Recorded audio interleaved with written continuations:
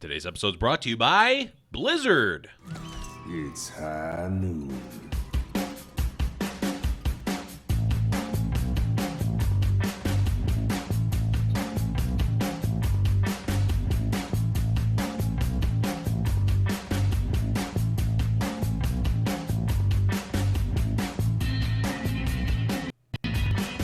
Hello, everyone, and welcome to High Noon Podcast, the competitive Overwatch podcast. I'm your host, Blevins. With me, as always, is Deathblow. What's up, buddy?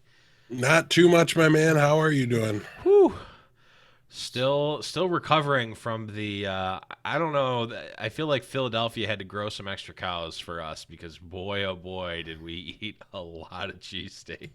I mean, we can have them right now if you want. There's some in my freezer still. I brought them home. We can still reminisce and eat cheesesteaks if we want to. But yes. Let's just reminisce for now. Yes. I feel like that's not good podcasting / radio to eat on there. Yeah, but if we could do like we can do mukbang stream. We can do a mukbang stream where we just eat and do like the ASMR. There's 5 left. If that counts as a mukbang, then we can do that. We can definitely do that. Eating 5 frozen cheesesteaks. But I think this might be the quickest we've ever gone off tangent and the farthest we've ever gone off tangent, but not really, because we are going to be talking about both your and my official Philadelphia cheesesteak tier lists for the next time you guys are going to Philadelphia. But for those of you who have no idea what's going on and what we're talking about, the Overwatch League Grand Finals just concluded last weekend, and we were both there, courtesy of Blizzard. Thank you so much to them for providing us tickets and inviting us there. So full disclosure there, we were sponsored to be there. So definitely a huge thanks to Blizzard, and just a really amazing experience on our end. I mean, it was just really fun. The events are always really fun, but we'll be talking more about that in just a bit. We're going to be we're going to kind of keep this a similar flow for the episode, but there's no future matches to talk about right now. But we've got a little bit of a preview here. We're going to just talk about our weekend like we generally do after these. After BlizzCon, after Grand Finals last year, I've got some cliff notes here, and we'll talk maybe some stories about our weekend. It's officially off season, so things get a little loosey goosey around here in the off season if it's your first one. So if you're in love with the old format, sorry. If you're in love with the old format, there's only 183 other episodes to watch before this one. Yep, and there will be plenty more as soon as next season starts. So it will get back to normal as soon as matches start up again. But if you do want something that's a little more standard, check out the Blackwatch Report, because their off season is not quite happening yet, or kind of it. There's what no off season? There's no off season for Tier 2. The Tier 2 machine never stops. But make sure that you are checking out the new Blackwatch Report. They're going to be covering the 5K Rivalcade Rumble. So that's actually already out. So make sure you check your podcast feeds there if you want to keep in and up with Tier 2. There's been a lot of stuff going on. I mean, a lot of folks that we met over the weekend have been doing some great things. I know Pausable Media and Boop. Although Boop we didn't meet over the weekend, we've met before, and I do a different podcast with, so I didn't really meet him over the weekend. But Pausable, we did meet over the weekend, and he was casting the ELO Hell Esports event. So make sure to check out all that stuff. And there's no better time to get into Tier 2 contenders or Tier 2 Overwatch than now, because it's the big show in town now. It's the main attraction. It's the big ticket event right now for competitive Overwatch. So make sure you're checking out Tier 2. And the best place to check out Tier 2 is Blackwatch Report. But we'll move on to what we did. And as we talked about before, Death, Philly, baby. Yeah, it was a blast. I'm not really one to travel. I don't really have a lot of fun with that. I've done a lot for this show, specifically BlizzCon last year, Grand Finals last year, and Grand Finals this year. And man, it's almost enough to turn me around on it. It's you got to have an event there, right? Like something centrally that like keeps you busy. I didn't want to go see the Liberty Bell or do the typical touristy stuff. That doesn't interest me. But man, this was a whole lot of fun. Getting to go, and there's something about it. I think we said this last year as well, but there's just nothing like being in a city that gets temporarily taken over by just people that you identify with, that you have share such a passion with, and you know, you have that common thread of the Overwatch League. And you know, when you're just watching in your normal life and your friends are like, hey, what are you doing? It's more along the lines of like, you have to explain what you're watching and why it matters and why it's not stupid or whatever. And you don't need to do that when you're in a group of all these people that already share the interest. And that's really, really appealing and a whole lot of fun. So I just continue to be blown away by the community aspect of these events when we go to them. And obviously we also get to do some of the special things. We had the mixer on Friday. That was a whole lot of fun. And you're just standing there and you look to your right and it's, hey, Uber, how's it going, man? Like, you know, it's just when you're a fan like we are and you watch it as much as we do, it's just great to be able to you know, see those people and get to interact with them and just have that kind of insider connection. It's great. It's humbling. It's fantastic. And we've already thanked them, but can't thank Blizzard enough for sending us out there and inviting us to go to these things. It's just, like I said, it's an absolute blast. It's a whole lot of fun. And yeah, like the mixer, I mean, free drinks, you take all that good time and then you just give us free drinks on top of it. It just gets even better. So. Yeah. I mean, the only downside was that we almost got trapped in a vestibule.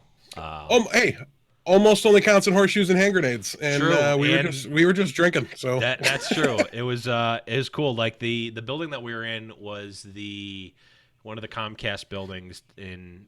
I don't know if it would be considered downtown Philly because it's like central Philly, like where City Hall is. I mean, not that people that aren't from there really care, but it's in the city of Philadelphia proper. Big, huge, like huge skyscraper-esque building in Philly, owned by Comcast, or at least I'm assuming because it was everywhere. And you know, we're up on I think it was 19th floor or something. Just a really cool. It's a cool atmosphere. I mean, this building was so much smarter than me. I couldn't imagine. Like, easily the nicest building I've ever been in. I have a feeling if when they planned it, they knew where they were holding it, they would have never invited me. I'm too big. I break things when I move. Thankfully, I avoided doing that at all this weekend. Yeah, because the things move out of your way before you even know they're there. They're intelligent. The inanimate objects are smarter than we are. They are. Thankfully. The little I don't even know what you call them. The little The turnstiles? The turnstiles, yes. You don't press a button. You don't push them. You just get close to them. And there's like, whoop. It's like, wait, wasn't there a turnstile here? It's just like, whoop, whoop, whoop, whoop. It was great. Like, I was like walking through it, and I like had to I went to like lean into it. Get used to the metal ones before the subways, and you just like hip check them out of your way and go through them.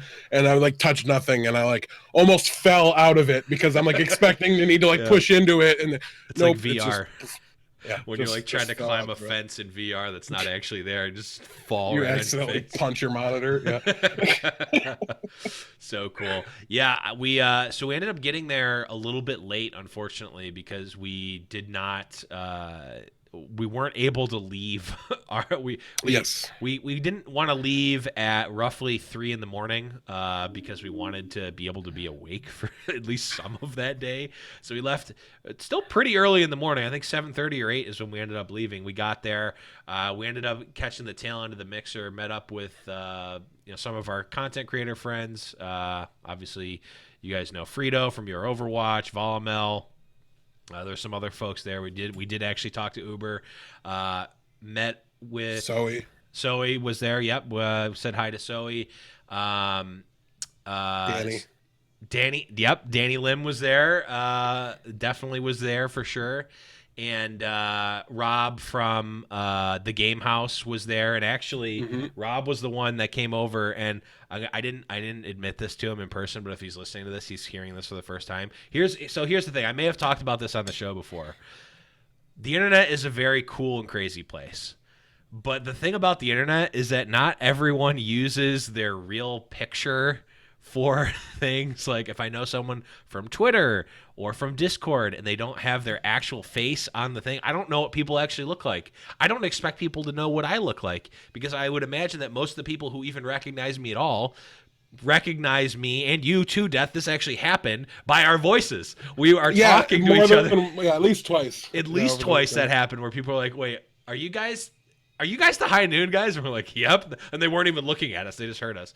But Rob, so I didn't recognize Rob. And then I put two and two together and realized it was him. So, but huge shout out to him because he was the one that told me that we could get these cards made of us. And I know, Death, you got one. I don't know if you have it, but over there. For the non-podcast listener, or for the podcast listeners, the non-YouTube watchers, I have an Upper Deck card made of me. It's a one of a kind, and it's me. Or maybe it's Tim the Tatman. Who knows? Who knows? It's I had Tim the Tatman shirt on, but that was really cool. Just a really cool event. Obviously, huge shout outs to Blizzard and Mark from the PR team for the PR team for OWL, really extending an invite to us, to two schmucks who, I mean, obviously we've been doing this for a long time, but we're not huge. We're not the Styloses of the world. We're not, the Your Overwatches of the world. We're just, we're just a humble bearded podcast that's been doing this for. The only reason I believe anybody remembers us is because once you meet us, you're like, holy crap, they're so big. Like you just almost everyone is like, I did not expect you to be this big. Our sheer size and sheer quantity of beard, square footage of beard makes us memorable. So thankfully we have that going for us. But yeah, it was great to get to meet everybody. We also got to go to the Mitchell and Ness exclusive event and get in before the ridiculous line and got their chance to go through. That was crazy. And that was great. I know, Blevins, you did get a piece of merchandise there. They only make sizes suitable for human beings, so I did not purchase anything as Blevins gets his jacket that he got. Yeah, it's again, I'm sorry, podcast listeners, but basically it's a Mitchell and Ness black jacket, and you could get different patches from. They only had patches for the playoff team, so of course I just got NYXL. Couldn't get Toronto, but a lot of cool patches that we could put on it. I got a Philadelphia soft pretzel patch on there as well, but just a really cool thing. It was kind of akin to the NYXL pop-up store last year, although this one was actually through Blizzard. I think the pop-up store was just through NYXL, so really cool event that they did, and they had a lot of creators in there. I don't know if they're going to use the footage, but I was in a photo shoot. Me and actually Aspen were in a photo shoot for Blizzard, so maybe they'll use it for something. I don't know. Maybe we'll be in a promotional video. They just grabbed a handful of people that were like wearing official merchandise, and you had your third jersey on for Florida Mayhem. For today.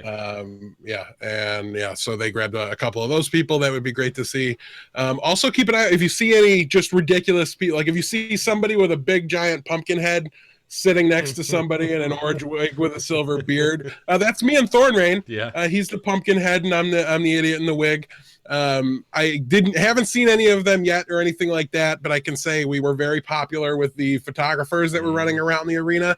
They stopped on multiple occasions to snap a picture of us. Haven't seen any of them crop up yet, but that was really, it was just fun to like get into character a little bit. You go to these events, and it would have been very easy for me if NYXL had made it to just grab my buddy's team and go nuts for them and help you have the best time rooting for your team possible.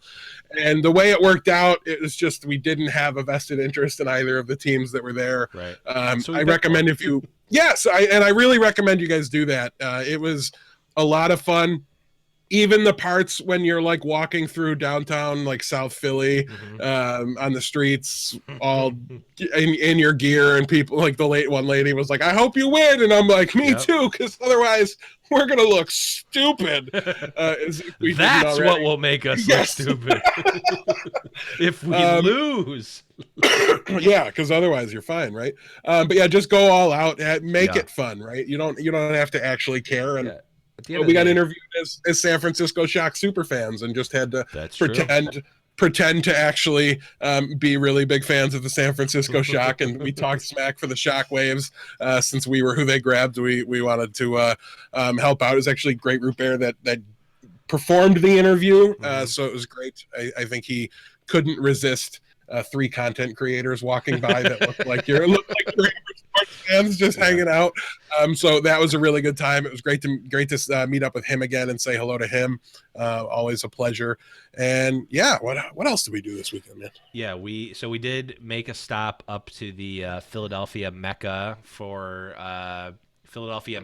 of esports events, or at least homegrown esports events. That's Nerd Street Gamers. Or Nerd Street Esport. I don't know what it's actually called. I think it's called Localhost, isn't it? Localhost, Nerd Street. I don't know what it's actually called. I think that the venue is called Localhost, and like the fan group or whatever, the community, Nerd Street Gamers, which is really cool. Awesome on North 3rd Street. So like you get to use like the lead speak spelling, the 3 for the E. Really, really clever. Really, really well done. Localhost is there. I don't know. I could have sworn the sign out front said Localhost. And Localhost might be a bigger organization that has places all over. Right. But the group of people, the online group that I've seen is Nerd Street. And I think Nerd Street hosted some of the Philadelphia trials that they had. And some other local events. It might be the venue is called local. It doesn't matter. It's not important. Nerd Street. It's on North 3rd Street. I'm calling it Nerd Street. I don't care. But we were there, and they had some Overwatch pickup games. They had a little event going on there. A bunch of content creators came through, and that was one of the places where we were just in the back because we had we'd been walking around all day. We had eaten a big breakfast and lunch. I was going to say brunch, but it wasn't actually brunch. It was just like a super breakfast lunch combination. And we just wanted to like chill and hang out for a little bit. So we went there, sat in some of their nice gaming chairs, which I liked quite a bit actually. But that was one of the places where we just had like a group of people, and then it just kept growing. People would keep sitting. And that was where we had people come up to us and be like, wait, are you guys the High Noon podcast? And that was Thane. So curiously enough, we went all the way to Philly to meet somebody from Buffalo who's also into Overwatch League. So great to meet up with him and wife or girlfriend. I can't remember off the top of my head. I'll just say girlfriend because I don't want to put them in a weird position. And by that I mean fiancés now, huh? I just made it sound because it was his sister. He did ask us to propose for him on the air, right? That was the thing. Yeah. No, but in all seriousness, will you marry him? Is what I'm saying. Shout outs to both of you. Thank you so much for recognizing us and congratulations. Yes, that's definitely in order. Yep. Sorry, Thane, if we got this brutally wrong. I'm not sorry. I'm not sorry at all. I think I'm pretty sure it is his girlfriend, and I'm just making it worse. Oh, well, that's good. At least now it's mostly your fault, right? Even though I started it's mostly your fault. At least it's not his sister, because that would just be okay. I can't rule it out. I don't know. I meet too many people at these weekends. It's a miracle I remember anything. True, but we do remember that. That was a really cool thing. Yes. We then had our meetup, which I think we can just pencil it in the books. This is just going to be a yearly thing. Wherever the venue or wherever the event is going to be, we'll have a venue night before grand finals. Just a cool, chill, nothing formal at all. There was a lot of people there. There was a lot of esports getting people there. More popular, and we plugged it and promoted it less and had less podcasts involved and less content creators or channels or whatever involved. Kind of crazy. It was absolutely nuts, to the point where like Wolf, the caster, was there the entire night, right? Like he got there very shortly after we did and stayed longer than we did. So shout outs to Wolf. Thank you so much for coming. Yeah. And then right after I never got drunk, but right after I was buzzed enough I was pretty to not be positive in who I was seeing. Dogman steps out of his That's Uber. right. Dogman did show up. Yeah. So Dogman He did the was double there take as of, well. holy crap, you guys are way bigger than I thought Right? you were. Oh man. Okay. I don't want to throw any shade, but Dogman is not the biggest person, and we both are. He is a miniature human, as far as I am concerned. But then again, most people are to me. So, but yeah, that was great. So we got to meet Raycor was there from the Discord as well. We're not going to go down and try to list everybody because, to be honest, but Kenobi, we will miss people. Volamel was definitely there. Urix was there. So a lot of tier 2 casters, the Overwatch League casters, the Dogman obviously as well. Made me look like an idiot and put a shoe in my mouth because I forget people and I don't. It's God. Yeah, that's the worst. That's the worst thing for me now because I'm like, I usually do. Okay, so here's another little insight and here's a life hack. When you see someone and you're not sure if you've met them before, just say nice to see you no matter what, which is what I usually do. But 5 drinks in, that my life hack goes out the window. I have a different plan. I go, oh, hey, man, I didn't know you were going to be here. That works great for me. That's a joke that obviously Blevins gets, and so does our buddy PJ if he's listening, and very, very few other people would. But nonetheless, it's a plenty polite way to greet somebody, so there's no reason to never not use it. And yeah, confirmed. I had a lot of fun this weekend in general. The meetup was great. And then obviously we get to Sunday, and we had the event itself, which we talked a lot about how close this was and how even everything was, and we didn't really get the game that we were hoping for in the sense that it was 4 maps and done, and it was a little bit a one-sided affair. There was some closely contested maps. It wasn't like we were sitting there. Was a very good map to watch. There was another one too. I'm blanking on which map exactly it was, but 2 of the maps I remember were reasonably well contested. So it wasn't, the most lopsided thing we've ever seen. Hanamura Hanamura was Li Jiang Tower. Sorry, not Hanamura. Yeah, Li Jiang Tower was the Koth map was pretty one-sided and funny because they went back. It went to the 3rd map at least. Oh, it did go to the 3rd map. What am I thinking of? Anyways, you all know the score. You were watching it. I need to watch it again from the actual broadcast perspective because you do miss a little bit from an analyst perspective, and thankfully it's the off season now, and I don't need to be in a hurry to break down why immediately it happened or anything like that. If my computer, I do. I mean, I can keep promising it, but at the end of the day, I go to do it, and the amount of time it takes for my computer to encode video just makes me sit down and quit. Hopefully I'll be building a new computer in the off season and be able to actually maybe do some of that stuff for season 3, but no promises till I get the computer. But yeah, so, did obviously have a really good time there. I bumped into Fist. I randomly just went to, it was when Zed was on, which I thought was great because me and Fist are not modern music people. We're not pop. We're not EDM. Like, we're rock and rollers. So it was so funny. We're both just trying to get out of the arena. So we listen to the EDM music and the DJ, and we just kind of went through the merch line. I picked up like a stress ball for my desk at work and a couple pins and stuff like that. So, but it was great to bump into Fist again. I saw her at the grand finals last year. I believe BlizzCon as well. I'm not 100% sure if we bumped into her there. It was quick if we did. But yeah, maybe yes. We just meet too many of these people. Too many people at these things. Yeah. But yeah, so an absolutely great event. Just being there, being part of it is obviously great, and just. To me, it's such a different feel, right? It's not a weird thing for me to walk into an NHL arena where a hockey team plays its games. I'm very used to that. I've gone to a lot of Sabres games in my life, and but it's so different when you walk into an esports arena. Obviously, there's the layout, there's the stage on one side, but just seeing it done up for that, it does. it takes your breath away a little bit when you kind of cross the threshold to go to your seats. And obviously we had great seats as well. We had like front row of the 100 section, but we were off to one side, so we were a little bit like sitting looking to our left. Maybe it's a good thing it didn't go to 7 maps, or we would have had a crick in our neck by the end. But yeah, all in all, it was another just great grand finals weekend. If you guys are anywhere near one of these when they go on, when they announce it, anywhere near you at all, do what you can to go. Or the home games, the home stands. Oh, the home stands too. Yeah.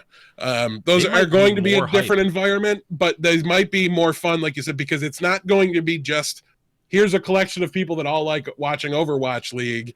It's no, here's your cult, right? Like these are your people. This is your team. If you're rooting for your home team and you get there, man, it's going to be a lot of fun. I really can't wait to get to the Toronto ones. Yeah, well, the thing, because people were asking me like how loud was it in the stadium. I'm like, it was pretty loud, like as loud as any as a sporting event normally would be. But the thing is like I put it at maybe 60-40 Shock fans versus Vancouver. Like there was a lot of both, right? So, I saw a lot more orange personally than I did green and blue, but I think the green and blue just like didn't stand out as stark against like the kind of mixed colors of everybody wearing, like your Guangzhou fans wore their jerseys, your Houston fans wore theirs. So I think the orange really stood out. And also probably got a boost just from being in Philly. There was probably a lot of Philadelphia Fusion fans there, and they wear orange, so they just kind of look like Shock fans. So I think that may have Super being from Philly. Like I think like there's a lot there. Also, iPlay buys Philly skins when he's trying to support the shop. Maybe somebody did that. Maybe he did that with jerseys, and he was there too. I can't rule it out. It's true. Wait, no, he buy Shock when he was trying to. I don't remember what it was. No, he bought Fusion because he was telling us about his Shadowburn skin, and we had to tell him it was an Architect skin. Yes. Exactly. It was so, but the point I was making is like when a hype play happens, like again, we talked about this at the grand finals last year, and we talked about this like in some other live events that we've seen. I think maybe World Cups or whatnot. It's like we're seeing. It's like everyone is cheering for everything kind of because there's a lot of fans of both teams there, and like you get like, oh, Vancouver makes a nice play, pretty big cheer. Shock makes a nice play, even a little bit bigger cheer. It's not like if you go to, when you're going to a homestand, this is what I'm imagining is going to happen. Anytime the home team does anything positive, the place explodes, and when the away team does something good, it's either complete dead silence, or in our ideal world, it's boos. Which I just, just from the feel of it and the pulse of the community, I don't know if we're quite there yet. I don't think we're neutral sites aren't hostile, and we didn't get to go to any of the homestands that happened this year, but all signs are positive in that front from everything all signs I've heard. Are positive in terms of them being negative. They're hostile environments, right? And you'll still get a little bit of that. Yay for everything, because the home team's not going to be playing all the matches at the homestands, right? You're going to get the other team, so you'll still get some of that just cheering for Overwatch sort of a thing. But yeah, you will also get the hostile, like when it's us versus them, and the us includes the 6 on stage and the 10,000 in the seats or whatever the venue size is, or it's definitely a different ball game, and so easy to get lost and just swept away in that even if you don't root for your home team, I hate to break it to you, as soon as you start going to home stands, you will start to. It's the mob mentality. Look it up. It's human nature. No, it's not your fault when it takes you. But there's a reason Bills fans jump through tables and brain themselves, or miss tables. Yes, as we looked at in the pre-show. There's a reason people do all these stupid things at these events, and it's just you get swept up in it. You can't help it. It's a blast. And don't resist it. The one thing I hope starts to happen with homestands is we start getting the like specific chants and call outs and whatnot. Like if you've ever been, I know this is a thing that maybe 3 people total are going to get, but if you've ever been to a Buffalo Bison's lacrosse game, or not Buffalo Bison, sorry, Buffalo Bandits lacrosse game. If you've ever been to a Buffalo Bison's lacrosse game, congratulations. You went to something that doesn't exist. Buffalo Bandits lacrosse game. There are maybe First time I went there, I was like, what in the world? People are way more into this than I thought. And then you realize there's like 5 or 6 different specific chants that people do when certain things are happening, and there's like a solid group like right in the middle of the stadium. They always go. They all have season tickets. You see the same people there every time, and they all have signs. They're all painted up, and they always are starting these chants and for like different things. When there's a penalty, they have a certain chant. When they call out a certain player, something happens. They have different chants for specific players. When they make a good play or something, it's great. And I don't know if we're probably not going to get there in the first season unless we get folks like Root Bear, who is the type of person who understands and gets these things to orchestrate them beforehand. But once we start getting people used to being in their home stadiums with their home crowd, I think we'll start to see some of that stuff. And that's what, like, yes, you always want to, like, you naturally want to do mob mentality and you want to root for the team that's winning and the team that's getting rooted for. But even more than that, it's like, this is almost another language that you can, like, if I go downtown when there's a Bandits game going on, I can just start yelling one of the things and you can get 20, 30 people jumping in with you because it's the common language of the fan. And that sort of human connection, even though I don't know these people and I probably never will, like, we understand that thing, and that's something that's compelling. That's the type of thing that you don't get. I mean, even in the World Cup, the Aussie chant, and all the chants for World Cup, that really brings people together, and I think that is the nugget that Overwatch League needs to try to capture, and I hope that they are. But that was our grand finals. I'm sure there was other stuff that we did. Well, there's definitely other things. There's other parts of the story that you'll have to come to the next grand finals meetup to hear about. But again, huge shout outs to Blizzard for sponsoring us there and bringing us out. Was an absolute blast, and we can't wait to do it again next year. But with that being said, let's move. Go ahead. But I was just going to say, now that the high note is over, we're going to drastically shift gears here. But we're going to move on to. Oh, I didn't get the sound set up, but it's going to be news. Yes, we're going to be talking about the news, and this news comes. Well, we've got a lot of, as you know, we previewed a couple weeks ago. This is free agency season coming in, which means a lot of players are becoming free agents, and a lot of teams are dropping players and coaches. So, Death, why don't you start us off with this what we're calling a player eulogy here? Yeah, we're going to start things off with the front office personnel and coaching staff from around the league that has either been let go or dropped or left their organizations. We're going to start first with Hayes, head coach, Philadelphia Fusion. Then, of course, for the Boston Uprising, we have coaches Gunba and Shake. The Washington Justice, Wizard Hyung, MKL, Avala, and Shrugger. For the London Spitfire, Jay Feel. For the Florida Mayhem, we have Bare Hands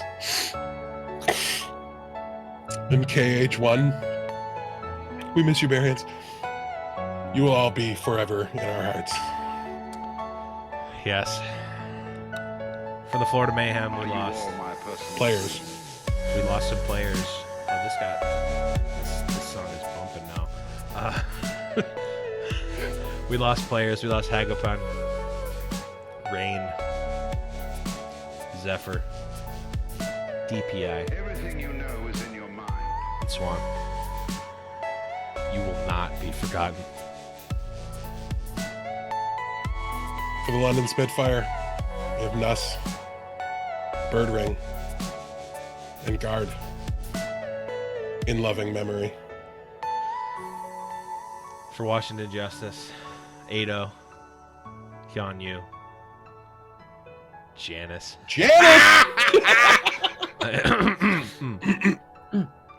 Sam. And now your watch has ended. And last but not least, Toronto Defiant. Gods. He was an off-tank and a meme lord. Bible thumps in the chat. All right, now that that gag is over. Yeah, we told you guys, man, and I didn't necessarily expect it to be this week or right away, and maybe we should have, because just the timing of it, they gave us the dates, all that stuff.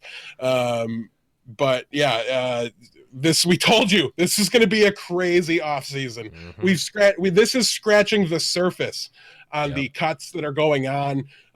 Full disclosure, this is not a free agency episode. We're giving you the list because they all came out. Next episode will be a free agency primer. Yes. We'll discuss what we think these teams are going to do with these open spots. We'll discuss any additional cuts that are made. And also, my rants we got there, boys. We got a little bit of it, a peek into the window, a little bit of transparency as they went and gave us the basic contract status for every single player in the league, essentially, right? So now we know who's under contract and will not move going into season 3. If you're still considering buying a jersey, these are the players you'll want to be buying. At least for the interim until some announcements get made. Also, we know of players that we know are on the team option, so the team can exercise the right to exclusively retain them. We talked a lot about the 1+1 contracts where the team gets to choose whether they want the second year. That's what we're talking about here as well. And we know who some free agents are, and some of them are very big names, very high impact players. So the shape and the face of the Overwatch League and of your team is very likely to be changing. Like I said, this is just the surface of what we expect to happen this offseason. Maybe expect some more sad musics and eulogies later on. If we ever get a large group of them like this, we'll probably bring the meme back. But yeah, it was a big surprise. This is literally Black Monday, right? Like that's a football terminology for the first Monday after the regular season ends, when every single head coach gets fired that's going to be fired. It happens all at one time. That's kind of what we're dealing with here. It's a little sad if you're a fan of the teams and you really like these guys.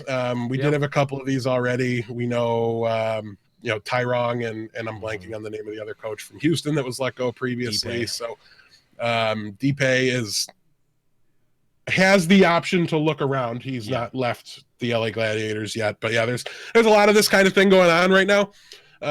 So there's an article, I think Mr. X wrote one. There's a Captain Planet one as well.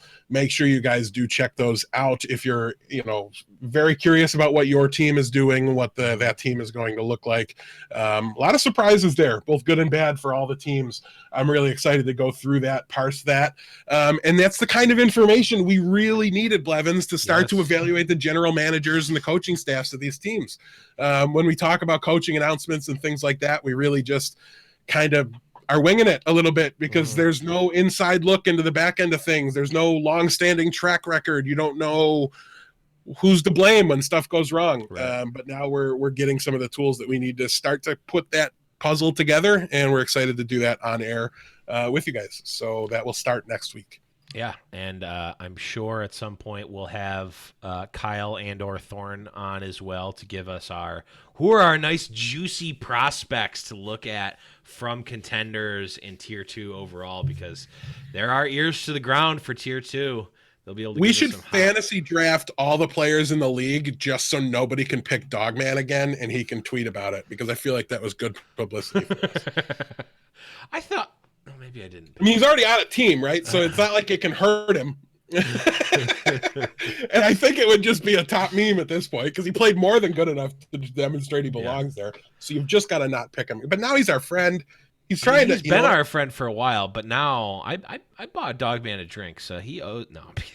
Yeah, and that's the thing. Go to the next meetup, because Blevins just yells out, "Hey, put it on my tab. You can just go in there, put it on Blevins." And so walk into the bar and just tell them you're on the Blevins tab. Yeah, well, I've already given away 2 industry secrets, and by industry secret, I've given away 2 industry secrets already. I'm not going to give away the probably most important one that I gave away at the meetup, because you'll have to catch the next High Noon Podcast meetup next year for that. But yeah, definitely check those out. Yeah, this is. It can be sad in some aspects, but I think this is this almost feels like the last real big one of these that we're gonna have. I think we'll have. I guess it depends on if they keep doing these option contracts, because it was like the first year everyone had those option contracts, so there's a huge glut of them that are coming up now. Now it's like everyone's going to be kind of off sync a little bit. People are going to have different contracts. I think the landscape is going to be more solidified, so I don't know if we're going to have as big of a flux. I think you might see similar in number, right? Because Sure. you're going to have from everything I've heard so far, and it's not the most, it's just hearsay, whatever. But it's that the 1+1 has remained very popular. Okay. Which makes So sense. the teams and the players both seem to kind of like it. They're not stuck forever in uprising jail or what. I don't know. Right. They're just the team that I think the players like to play for the least. Yeah. They're not stuck playing Brig. They're not in Brig jail. Mhm. In they get to kind of spend a little time with a team, and then if they really wanted, I mean, for the most part, if a player is vocally not happy playing somewhere and telling the team that, why would you re-up that contract? You just wouldn't do it Right. unless your plan is to like stash them and trade them or something along those Mhm. lines. So even then the player is going to kind of get what they want out of the ordeal anyways, and get moved. So yeah, I think we might see similar in numbers, but what you will see is you won't see, I mean, let's just talk about a couple of the big names that were listed as free agents, right? Surefour and Yep. Carpe really jumped off the page to me. Mhm. Those are really, really high-end players. You'll always get a certain amount of those kind of players moving, Right. but I think we're going to see more of them this time, at least at that high level. And you're going to see less of you're going to see less of the high end players, but you might see a very similar number of grand total players kind of shifting around the Yeah. supporting cast around them.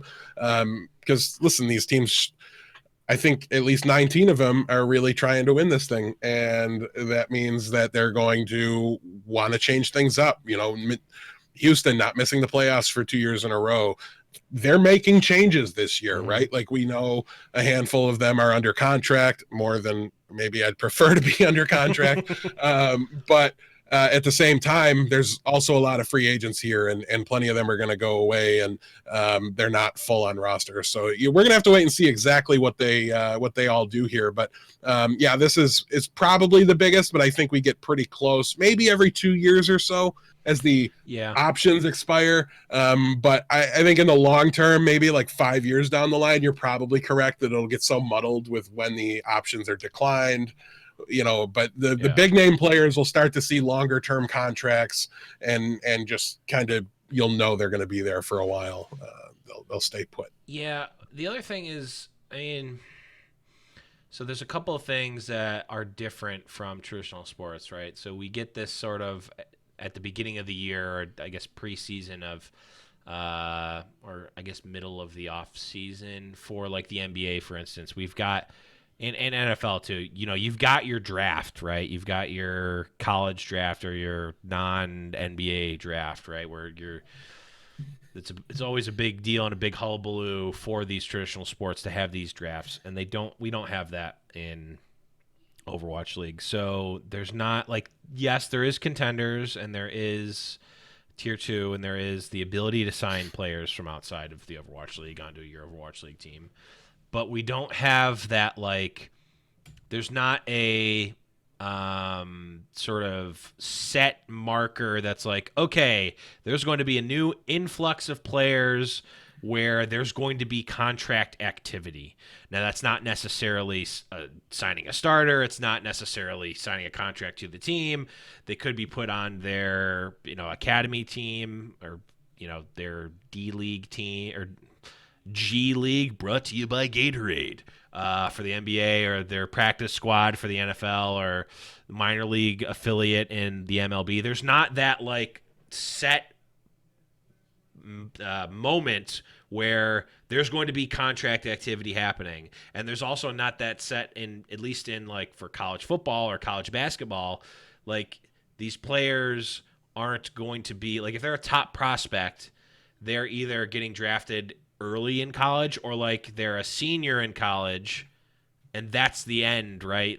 That's where they enter the draft, and that's like their activation moment. For contenders, like, You could be on a contenders team forever, right? You don't necessarily have that event that triggers some sort of activity.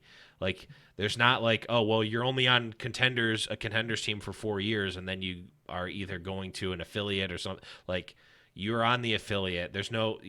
Does that make sense? Like, there's not a thing there that spurs that. It's just like, oh, well, we need a new player. Like, this player looked good randomly, so we're gonna pick him up.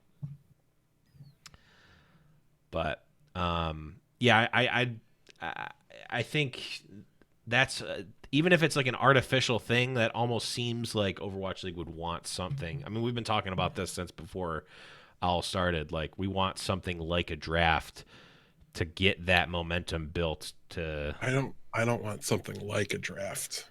I want a draft. Yeah, I mean, I do too. But just the conversation we had with Ryan Morrison, I mean, maybe we could have a follow up and see where that's gone along. People want the draft. That, I think, has been unequivocally the opinion I've heard. No one that I've heard has said, "Oh yeah, draft. That'd be a waste of time. No one would want to see that. No one would do that." Everyone's like, "We want the draft. Give us the draft." Because the draft is cool. People like it. Again, it's that, even if it's an artificial thing, it spurs activity and gives us content creators something to talk about and fans something to get.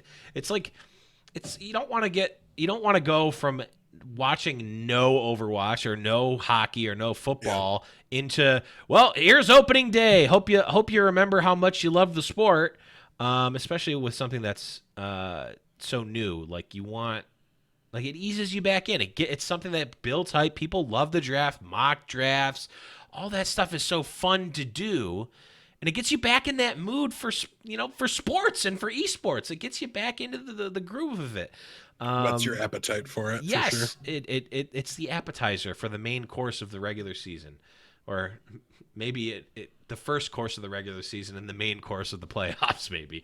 But, I want something like that, if not exactly that. I want exactly that, but I will settle, at least in the interim, for something like that. Well, speaking of food analogies, yes, might as well use that, as Blevins alluded to. Yeah. So, listen, here's what we did while we were in Philadelphia. We ate every cheesesteak.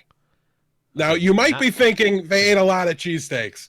But we hit all the big major spots where people when people were talking on Twitter and saying, "Hey," by the way, you're missing one of them in your rankings. You might want to go ahead. Oh, am I?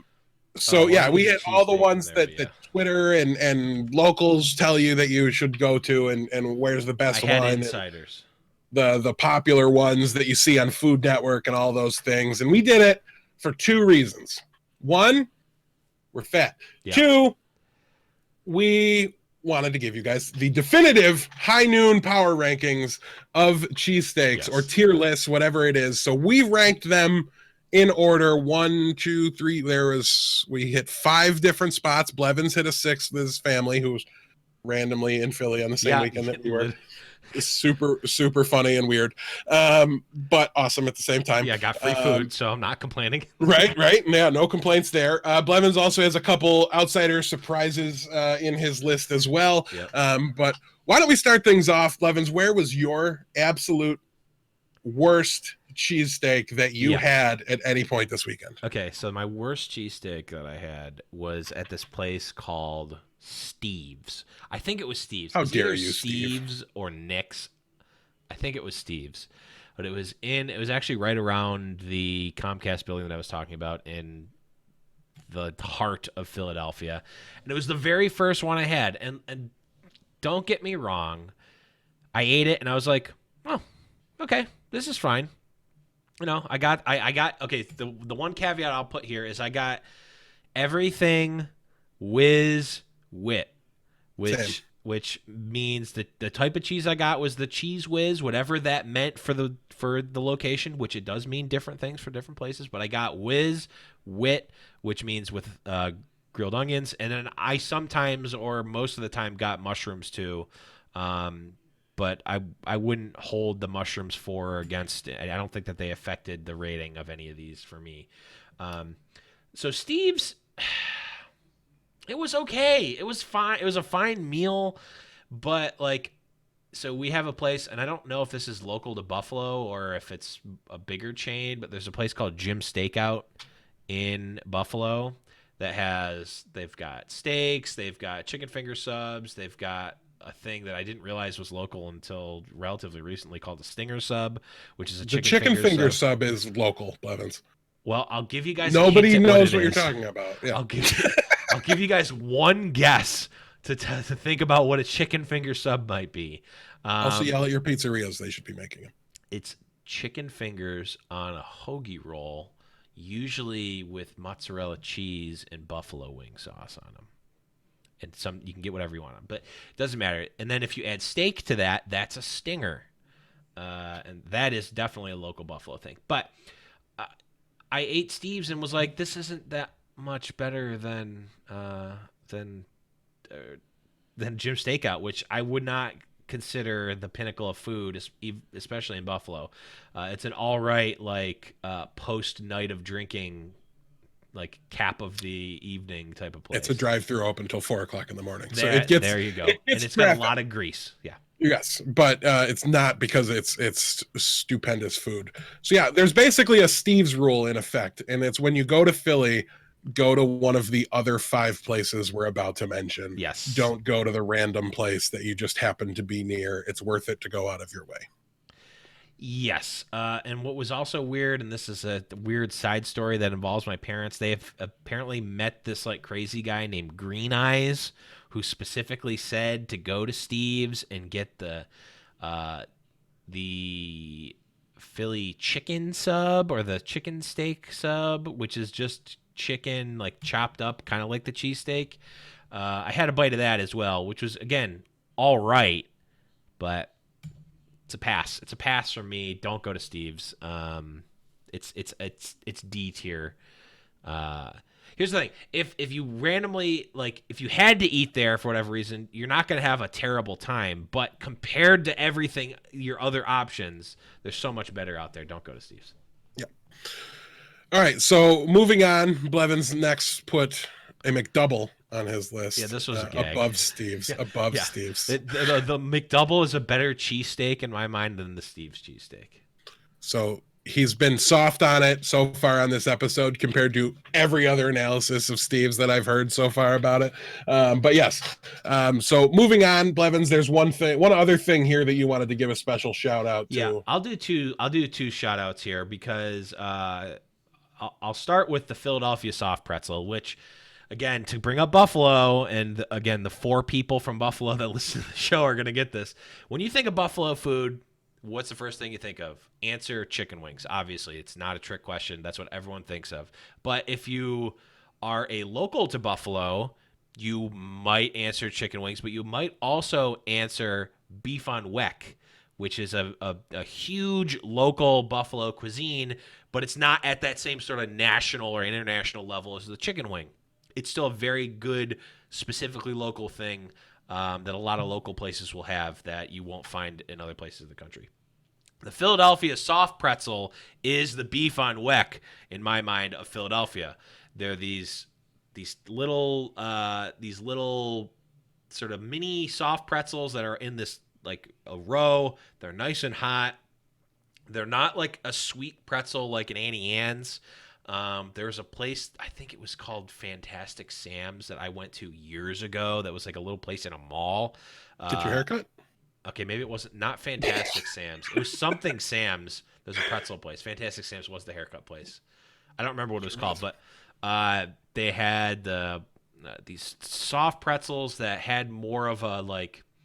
They're not sweet like Annie Ann's. They're more like a pretzel bun flavor. They're more of a hearty, a savory flavor. But you just got to try them if you go to Philly.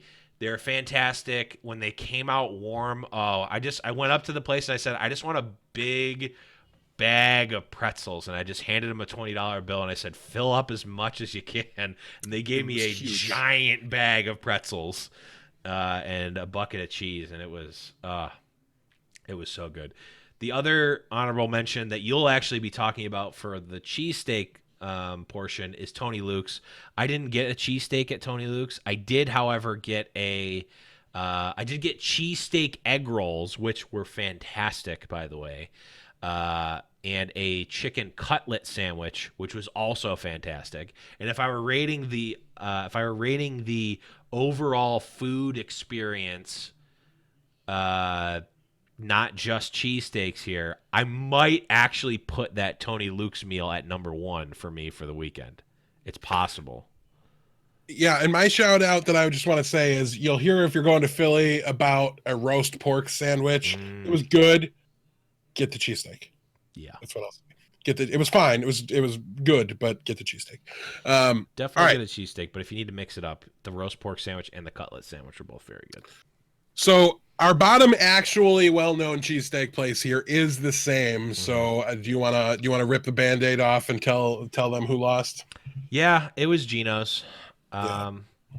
Geno's. So I think we were in agreement here, and I actually listened randomly to a podcast where someone from Philly was talking about food. And I think the biggest there's a couple of differentiators. There's the bread. There's the cut of the meat. Some of them dice it up, and it's more of like a chopped meat. Then there's some that are just nice thin slices. And then the other differentiator is the cheese whiz. Some will have a more mild cheese whiz. Some will only put a little bit on it. Some will just glob it on the top. Some of it is very a strong cheddar-y flavor. Some of it is milder. Geno's, I think, had the best execution of the mix of meat and cheese. Because that was the one where it was like the cheese was actually like cooked in with the meat, and it was like almost like the meat and cheese were one solid unit. Mm-hmm. But the cheese was not as good as the other ones. Yeah, still a very, very good cheese. I mean, they're all very good. These are all good. You all can't very go good. wrong for the rest of this list. Between 7 and 10 out of 10s is what we're dealing with here. And for me, so much of it was decided by the cheesesteak itself. Or the cheese itself, I should say. Yep. It was very, very important. And Geno's just fell a little bit short there in the whiz department. So got our last one. For me, I'm going to go right above that. I'm going to go with Tony Luke's. It was good, but there was not as much memorable about it as the other places. It was just very standard. Good. Yeah, just very kind of average across the board in execution. I certainly wouldn't have driven if I lived there or was close by and I was used to all the places. If Tony Luke's was the closest to me, I'm not driving out of my way to go to the other places. Yeah, it almost seemed like Tony Luke's wasn't focused as much on cheesesteak as the other places. It seemed like their cutlets and their roast pork and their variety of things. They also had like a big focus on peppers and different types of cheeses too, which was cool. But in terms of actual cheesesteak itself, it seemed like that was almost like an afterthought for them. Yeah. Yeah. Also, it did look like the place to me that had the highest level or concentration of locals versus tourists. Yeah. So maybe that tells you something. Maybe it was just a bad day or not their best sandwich or whatever, and it could have been slightly seedier part of town, I guess. But either way, it was very good. Moving on, this is where I can't possibly agree with you, Blevins. You're wrong, and I hate you for it. I'll put an asterisk. What do you got next? I'm putting an asterisk here. I had D'Alessandro's here, and the asterisk is because I did not extrapolate, and I will explain this. So, D'Alessandro's for us was our last stop in Philly. Like literally, we went from D'Alessandro's to Buffalo, and I don't actually think we stopped. Nope, we didn't. We didn't stop even one time. So we went from D'Alessandro's to Buffalo, and our plan was we're going to get some cheesesteaks to go, and we're going to save them and eat them later. You went home and actually froze the cheesesteaks. I did. I got mine. We had them in a cooler with some ice around them, and when I got home 6 or 7 hours later, I unwrapped mine. I put it in my air fryer and heated it up and ate it. And it's not. I'll say it. It's not fair to compare that to the fresh hot sandwiches that I ate at the other places. But that's why I'm putting an asterisk here. I can't extrapolate how good it is. If I was going to extrapolate, it's definitely moving up at least one, if not the full 2 spots up to 1. The bread was fantastic. The cheese was very, very flavorful. I think there's only one other place that we'll talk about in a second that had a cheese that was as strong of a cheese flavor, which I like, as D'Alessandro's. The bread was fantastic. The meat was cut up amazingly. And inside of the restaurant, you see the griddle that they're cooking it on, and you just see this mountain of meat and a mountain of onions, and I'm like, this is where I want to be. Also, side note about Philly in general, I love how they're just like boom, boom, boom, get everything going. Very New York City style feel to it, where it's like everyone is trying to get everything done fast and efficiently. They're like, it's cheesesteak, whiz, wit, boom, done. Next, come get your order. Come back with your money after. We'll call you up. Like, I love that. It's like the opposite of that in the South, which it drives me crazy whenever I'm there and everyone's like, can I take your order? Hold on a sec. It's like, I just want my sandwich, dude. I have the exact change in my hand. Just take it. Philly's like, boom, boom, boom, get you in, get you out. I guess it's just like an East Coast thing, and I love that. But I'll put an asterisk on D'Alessandro's, potentially moving up 1, if not 2 spots for me. Yeah, and this is where I put Tony Luke's, which you already talked about. But then for me, the next best one was Pat's. Listen, I'm not gonna mince words about this. There wasn't much about Pat's that was better than all the rest of the places or anything like that. What they did have was the second best cheese of all of them. It stood out to me. It wasn't until we got to D'Alessandro's that I thought I found a cheese that I liked more. So they get a bit of a bad rap for the touristy. They're across the street from Geno's, so that's like the mecca of cheesesteaks. When Food Network drops into Philly to do something about it, that's where they go, because they can order one, turn around, order the other one, go and compare them. It's great. Exactly what I did. So yes, that was great. Pat's to me was perfectly acceptable. I'm choosing Pat's 9 out of 10 times over Geno's, despite the fact that it was like seedier. It was like they're right across the street, but like Geno's was like nice and brightly lit, and they were giving out pens. Geno's the orange one? I know one of them was if we're coming from our place, was it on the right or on the left? The right. Okay, yeah, that was that. Yep, that was the one that seemed. Pat's was in what looked like a barn. Yes, yes. You know, it had like it was a little more run down, but it was. They also had like, and I like this aspect of it. They had an attitude. About it. They're like, know how to order. If you don't know how to order, get on a line and go read the sign that teaches you how to order. There's a little bit of what Blevins was talking about. They went a little harder than that. They were cheesesteak Nazis, like soup Nazis from Seinfeld. Yep. I loved that. That was great. I personally always love that environment. I like to get my cheesesteaks from the place where the guy's going to growl at me when I walk up to the thing, and I just spit out my order and then all of a sudden he doesn't say a word to you until he tells you the total, right? Like that's what I want. I don't like human interaction. So bonus points for Pat's on that one. Blevins, who's your next one? So after I also agreed. I had Pat's right there with you. Same reasons. The cheese was just above everyone except for D'Alessandro's. And again, my D'Alessandro's asterisk comes with like it not being a perfectly like heated and warm sandwich might have like affected my cheese distribution and therefore my cheese taste. So Pat's and D'Alessandro's like far and above had the best cheese, which in my mind was the biggest differentiator for them. And your number 1 and my number 2 was Jim's. It was our late night stop after the meetup. We were there shortly before close. This is the place where I tried the pizza steak. Don't do it. It's not worth it. Just get a regular cheesesteak. It was whatever. It was. I mean, it wasn't bad, but it was fine. Of just a very good above average all ingredients. The steak was very, very good. This was at the time I ate it, probably the only Cheese Whiz that even contested Pat's. So that was really good.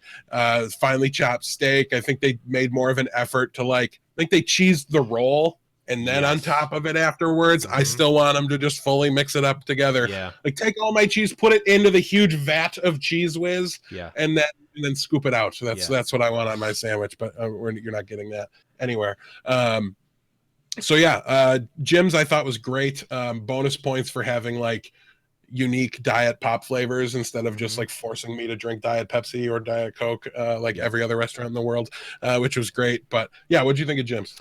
Jim's, I felt so. If you pick Pat's, I think Pat has like a 10 out of 10 cheese, and then like a 6 or 7 on the other things. Like completely fine on the other things. So the cheese was the 10. For Gino's, it was like the execution was a 10, and then like a 4 on something. And like again, I'll just remove Del Sandro's here, but like but Jim's felt like it was 8.5 across the board. Yes, just a good, perfectly like not like better than the best of other things, but better than most of everything else, right? So it was just good. I mean, also the situation, it's hard for that late night, like post night of drinking meal to be bad. So maybe there should be an asterisk for me on Jim's, but Jim's also was the place that my Philadelphia locals or people who grew up in Philly told me to go to. Like that, they said that was the place, and I agree. I think it was really great. The other thing about Del Sandro's that it doesn't affect the tourist, but Del Sandro's is way out of the way of the other places. It's like not in the city at all. It feels like it's in a suburb. Yeah. Del Sandro's was my number one. Listen, I didn't eat it until 36 hours after I'd ordered it. I'd frozen it and then I'd reheated it, and it was still hands down the best bread from frozen, not close. We watched them drive up in the bakery truck and deliver the rolls, so they had a very strong impression from that. And I thought it was the best Cheese Whiz of the weekend, hands down. It was very good. It was super, super good. The steak was a little tough. I microwaved it though, so I'm not going to fault them for that. Yeah, I think that was very likely my fault. So honestly, given it was super, super close to Jim's to me, and I'd reheated it in a microwave 36 hours after I ordered it, and it was still there, that tells me it was hands down the best one out of all the ones that we ordered. Being even remotely close under the circumstances, to me, it was like the gourmet version of it, right? Like you were getting the fresh day, made the morning of bakery style roll, and they seem to care a little bit more about the ingredients than the rest of the places did. Which is, it's a cheesesteak. They don't have to be the fanciest, fanciest ingredients ever. But nonetheless, if you're asking me to choose between the one that puts a little more care into it and gets the rolls from the nice bakery and stuff like that, I'm going to choose that 10 out of 10 times. Yeah. I thought that was great. Jim's is I'm drunk at 2:00 in the morning and my bar closed. Leave your bar at 1:30 because I think they close at 2 as well. So that was the perfect place for after a night of drinking. Del Sandro's is where I'm going if I'm hungry at dinner time and wanting to go eat a good meal. That's where I'm going for sure. So that wraps up the cheesesteak power rankings. Blevins, anything to add here? Last bonus points for Del Sandro's is I got a souvenir shirt for my girlfriend, and they wrapped it up like a cheesesteak, which was pretty awesome. They wrapped it up, put it in the foil, put it in a bag, and we're like, here's your shirt. It's wrapped like a cheesesteak. I'm like, yeah. No, did you do amazing. The joke I told you to do where you like gave it to her like it was a cheesesteak and then it surprised when it was a burger? I sure did. I mean, I didn't. Oh my God, what are you gonna eat while you're like 3 bites into yours? Like, oh well, I don't know what you're gonna do for dinner. That would have been great. So yeah, that completes the power rankings section of the show here. Shout outs though, Reading Market. Oh yeah, Reading Terminal Market. You have to go there if you go to Philly. If you're going to Philly, go there. Save one of your meals. I'm sure there was a phenomenal cheesesteak somewhere in there. I was way too distracted by all the other foods. It may be the best French fries I've ever eaten in my life. They were like chorizo French fries. They were like out of this world. The place also had like their own white birch beer or whatever that I was sipping on that I could have just drank and probably drowned myself in and been completely content with. That would have been great. Yeah. So make sure you go there. Blevins, you had like the biggest breakfast ever known to man. I had an Amish breakfast, which I just got their blueberry pancake special because it was $6. And it's like $6. You get 2 blueberry pancakes, a piece of turkey bacon, and a black coffee. And I'm like, that's exactly. How much did they pay you to eat turkey bacon? Turkey bacon is good if you find good turkey bacon, and that was good turkey bacon. It's just different. It's just different than regular bacon. I'd be willing to try it because it's got bacon in the name, but I have no faith. I've had too many bad imitation bacon. Don't expect bacon from it. It's not. No, it's not. It's fake. It's a different thing, but it's still good. I expected a little blueberry pancake, couple blueberry pancakes. I got some home fries because I love home fries, and my parents had actually gone there the day before. Didn't mention how big the meal was. They just said, "Oh, I got these home fries, and they're the greatest thing ever, and the blueberry pancakes are fantastic." I'm like, "Great, I'm gonna get both because I can eat more than my parents. I'm a big fat fatty." So I did that. They bring out my home fries. It is probably 3 potatoes worth of home fries. I'm not kidding. I'm like, okay. They bring me out the blueberry pancakes and a dinner plate. It's on a dinner plate, and it's just 2 plate-sized pancakes, and they're about 1/4 inch thick with probably 12.5 full blueberries in each one. I'm like, and a stick of butter that was as big as my phone. Or a pat of butter that was as big as my phone. It's hard for me to not classify it as a full stick of butter. It was an amazing meal. I could not finish it. I was on the verge of vomiting. Not because nowhere near a pancake fan, and I would have eaten it. It was so good. It was so good. So, yeah, you guys will have to let us know on Twitter at High Noon Podcast or on the Discord, discord.me/High Noon Podcast, whether or not you think we have a future as food review YouTubers. A future as food reviewers. A future food reviews or whatever. Yeah, some, I don't know, words. I couldn't even screw it up when I wanted to at the end there. Bob says we should name it High and Eating Cheesesteak at Noon. So maybe, I don't know. We'll have to see how that goes. Talk to the sponsors about that one. Yeah, I don't know. I might have to wait a couple years for the laws to catch up around here to be able to pull that one off. But, yeah, so listen, everybody we met at Grand Final, I know Blevins is about to sign off the show, so just from my end of things before that happens, big thank you to everybody that showed up at the meetup. It was an absolute pleasure to meet everybody. Mm-hmm. The people that recognized us by our voices, you can't know how awkward and amazing that is for us at exactly the same time. Yep. It's absolutely great. And a special shout out to Wolf and Dogman for showing up and hanging out with us at the meetup. Absolutely great. And Volamel, Hurix, Necra, all those guys. I need to stop naming people. I was gonna say I'm not gonna name everyone because I'm gonna forget people. Yeah. Sorry to everybody that we forgot. Yeah, I'm purposefully cutting it short with names I remember still, so that way we're okay. Yes. It was an absolute blast, and of course, thank you to Frito as well. Don't worry, the money you lent me because I lost my wallet on the first night is headed to you in donations. Or if you're gonna be at BlizzCon, I will buy your Korean barbecue. You heard it here. But that is going to be it, guys. Again, huge shout outs to Blizzard for sponsoring us and inviting us to the grand finals. Just an absolute blast to be there. And for all of you who hated our food review, I'm sorry that you made it this far through. We put it at the end. If you didn't turn it off, it's your fault. That's true. I mean, I had a fun time eating all the food, so maybe we'll do it again sometime next one that we're at. But that is going to be it, guys. Thank you, everyone, for listening. Make sure you're checking us out at highnoonpodcast.com. All of our links are there. You can also go to discord.me/highnoonpodcast. Join the community. We're still getting people coming in, new folks coming in. Hello and welcome, every one of you. We've just got a great community. We have experts at all hours of the day posting updates to what's happening in the Overwatch League and Contenders world as they're happening. I don't know how Monkey Prince does it. Shout outs to Monkey Prince for that. But yeah, definitely join there. If you want to support us financially and help us get to these events, you can go to patreon.com/High Noon Podcast. You can watch the show live every Monday at 7 p.m. Eastern-ish at twitch.tv/High Noon Podcast. But guys, that is going to be it for Deathblow. I am the Blevins. And remember, it's High Noon.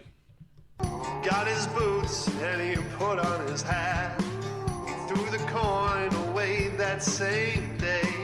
It's in his past and he's not looking back. He says, finding mine now, God's my way. He's not good, but he sure ain't bad. He'll make amends for the sins that he has. He says, I'll change the world one bullet at a time till I find mine. The real question for this offseason is who is going to be the Season 2 Milton? Who is going to be the Milton of Season 2? Pine. It's true. It's true.